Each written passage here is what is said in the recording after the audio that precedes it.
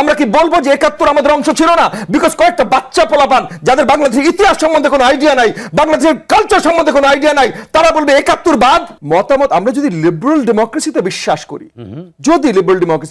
করি, আমরা অনেকেই বলছি কনস্টিটিউশন ছিঁড়ে ফেলবো, পুড়িয়ে ফেলবো, নতুন কিছু করে ফেলবো, কিন্তু যদি যে কনস্টিটিউশনটা ভুল ভ্রান্তি আছে, কিন্তু যে কনস্টিটিউশনটা আমাদের আছে এটা লিবারেল ডেমোক্রেটিক একটা কনস্টিটিউশন।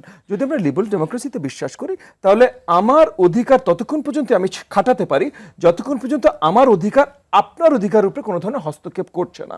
আমরা দেখলাম ফেব্রুয়ারি 14 ভ্যালেন্টাইন্স ডে ভাই আমাদের সাংস্কৃতিক অংশ না, সব কিছু আমি মানছি, কিন্তু আপনি যদি করতে চান আমি কি আপনাকে থামানোর? আমরা দেখলাম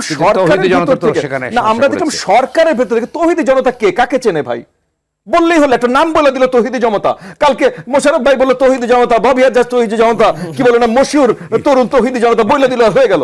কারণ এই তৌহিদি জনতা নামে তো করছে না, যে নামে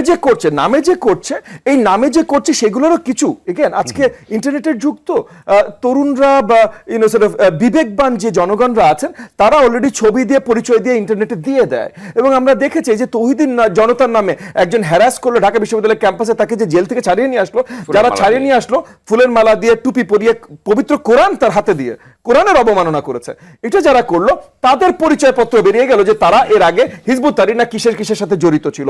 সেটা নিয়ে কি আলোচনা হলো, বাট যেটা আমি মেইন আসতে চাচ্ছিলাম যে ফেব্রুয়ারি 14 আপনি ভালো পছন্দ করেন, আমি পছন্দ করি না ভাই, ঠিক আছে, সেটা আমার পার্সোনাল বিষয়, কিন্তু আপনি আপনার সরকারের অংশ হয়ে উপদেষ্টা হয়ে যখন যদি বলেন যে এটা করতে পারবেন না, এটা করা নিষেধ বা এটা করা মানা, বা জুলাইয়ের প্রতি আপনি অসম্মান দেখাচ্ছেন যদি আপনি এইটা করেন, তাহলে আপনি এই তৌহিদি জনতা বা যেটাই নাম বলেন না কেন, একটা নকল নাম দিয়ে আপনি একটা একটা এক্সট্রিমিস্ট, একটা টেররিস্ট টাইপের একটা আইডিওলজি আপনি বাস্তবায়ন করতে চেষ্টা করছেন, সেটাকে তো আপনি বাতাস দিয়ে দিচ্ছেন। ফুলের দোকান ভেঙেছে, ফুলের দোকান ভাঙছে 21শে ফেব্রুয়ারি, এই প্রথম বাংলাদেশের ইতিহাসে 21শে ফেব্রুয়ারিতে কোন নিউজ পেপারে অ্যাড যায়নি। 31শে ফেব্রুয়ারির এই প্রথম বাংলাদেশের ইতিহাসে কোনো বড় বড় কর্পোরেশন টিভিতে অ্যাড দেয়নি 21শে ফেব্রুয়ারির। আমরা কি ভুলে গেছি ভাষা আন্দোলন? আমরা কি ভুলে যাব 26শে মার্চ? আমরা কি বলবো যে ৭১ আমাদের অংশ ছিল না? বিকজ কয়েকটা বাচ্চা পোলাপান যাদের বাংলাদেশের ইতিহাস সম্বন্ধে কোনো আইডিয়া নাই, বাংলাদেশের কালচার সম্বন্ধে কোনো আইডিয়া নাই, তারা বলবে ৭১ বাদ, বাংলা ৭১ ভুলে যাবো, আমরা বাংলাদেশ ভুলে যাবো, জাস্ট বিকজ কয়েকটা বাচ্চা পোলাপান যাদের ইতিহাস কালচার কিছু সম্বন্ধে কিছু জানে না, তারা বলবে যে আমরা নতুন বাংলাদেশ করবো, আমরা সেকেন্ড, থার্ড, ফোর্থ কত নাম্বার রিপাবলিক করবো, রিপাবলিকের নাম্বার পর্যন্ত তারা জানে না। তাদের কথা শুনে আমরা পুরো বাংলাদেশের ইতিহাস ভুলে যাবো। ফাজলামি শুরু করেছে। এই পুরো জিনিসটা তরুণদের দোষ না, রাজনৈতিক দলের দোষ না, কারোর দোষ না। এই যে কথা হচ্ছে বিএনপির লোকজন লুটপাট করছে বা চান্দা তুলছে, কেন ভাই আইন শৃঙ্খলা বাহিনীকে কেউ থামিয়েছে?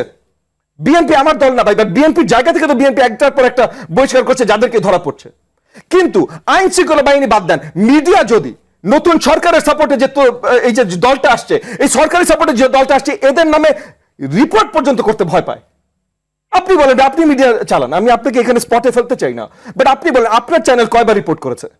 এই যে আপনার শোতে বসে বা যে কোনো শোতে বসে বড় জায়গায় বলছে এখানে বিএনপির লোকজন করছে, ভাই আমি না করছি না, কিন্তু তারা বহিষ্কারও করছে, সেখানে তাদেরকে আমি সাধুবাদ জানাই। যদি তারা বহিষ্কার না করতাম আমি তাদেরকেও শক্তভাবে নিন্দা করতাম। কিন্তু অন্য পার্টি যে করছে তাদেরকে ধরেন, তাদের কথাও বলে, তারা তো নতুন এসছে ভাই, মাঠে নতুন এসে অলরেডি চান্দা শুরু হয়ে গেছে, তাহলে তাদের সম্বন্ধে কি ব্যবস্থা আপনি নেবেন? তারা এই যে বিশাল করে একটা আয়োজন করছে, এই আয়োজনে ফান্ডিং করতে আসছে, তারা এইটা পর্যন্ত বলেছে যে তাদের ফান্ডিং করতে আসছে, তারা বলতে পারছে না কারণ এখানে সিক্রেসি আছে। কেন ভাই? এতদিন তো আমরা এগুলো নিয়েই কথা বলছিলাম যে সিক্রেসি কেন আছে। আমি বিএনপির কাছে জানতে চাই তাদের ফান্ডিং করতে আসে, আমি জামাতের কাছে জানতে চাই তাদের ফান্ডিং করতে আসে, কারণ প্রত্যেকটা টাকা ফান্ডিং তুলতে রাশেদ জানে, আমি জানি আমাদের কি অবস্থা, মানে মাথার ঘাম কোথায় পায়ে ছুটে। তো আপনাদের এত বড় ফান্ডিং করতে আসে, আপনি বলেন ভাই, আপনি স্পষ্ট রাজনীতি করতে চান, বড় বড় কথা বলতে চান, বড় বড় আওয়াজ করতে চান, আপনি নতুন প্রধানমন্ত্রী, তাহলে বলেন আপনি দেখান আপনি প্রধানমন্ত্রীর মতো করে কাজ করেছেন, তারপর আমরাও মানবো। আপনার বয়স 20 না 42 না 82, আই ডোন্ট কেয়ার, আপনার প্রধানমন্ত্রী হিসেবে মানতে আমি রাজি আছি।